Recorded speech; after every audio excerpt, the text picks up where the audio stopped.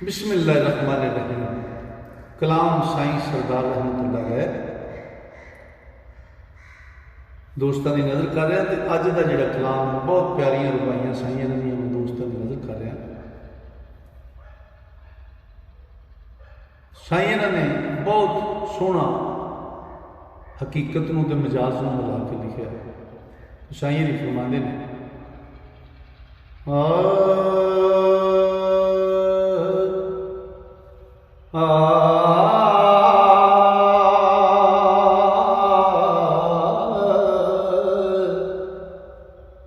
सादक दिलां दे इश्क तो जां सदके जिथे हुस्न अज़ली झलकां मार आया मेरे दूर दा कोई सवाल नहीं। जिथे प्यार आया ओथे यार आया। ते प्यार विच मुसीबतां हुंदियां ने ओ जिथे फुल आया ओथे खार आया। वेख इश्क दी कशफ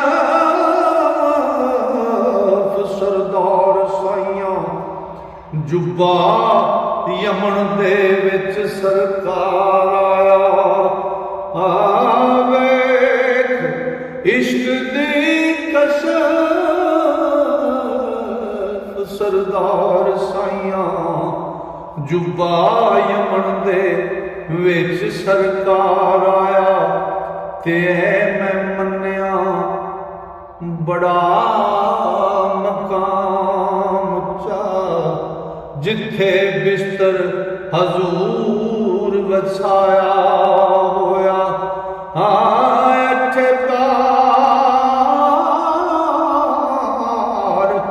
मदीने शरीफ ते है तजलियां दा नूरी साया होया। ओ पर एक दिल भी है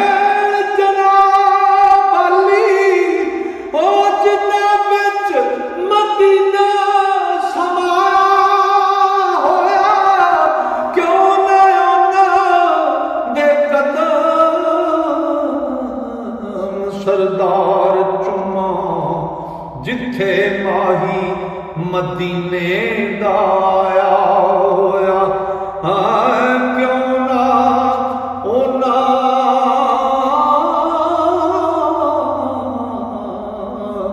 दे कदम सरदार चुम्मा जिथे माही मदीने दा आया होया। ते अगला वालियो की हैरान गिए नात ख्वानी करीना आशिकां दा।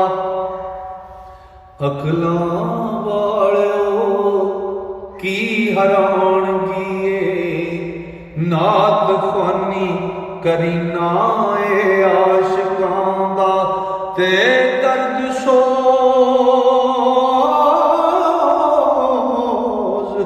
थी अखां दे बैर अंदर तरदा पिया सफीना आशिकां दा। या रसूल अल्लाह या रसूल अल्लाह नबी दा आशिकां दा काबा रब दा कर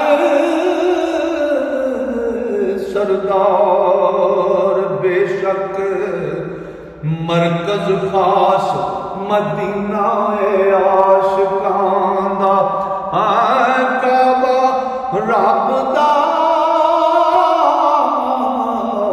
घर सरदार बेशक ते मरकज खास मदीना आशिकां दा। लो जी अज दा एक कलाम साईं दा ਤੁਹਾਡੇ ਦੋਸਤਾਂ ਦੀ ਨਜ਼ਰ ਕੀਤਾ, मालिक कबूल फरमाए। तो अज का एक मुकम्मल होया इंशाअल्लाह। अल्लाह ने सेहत दी, अल्लाह सोने ने फजल किया, जो सावा यारी की तो अगला कलाम लैके फिर दोस्तों की खिदमत हाजिर होवांगा।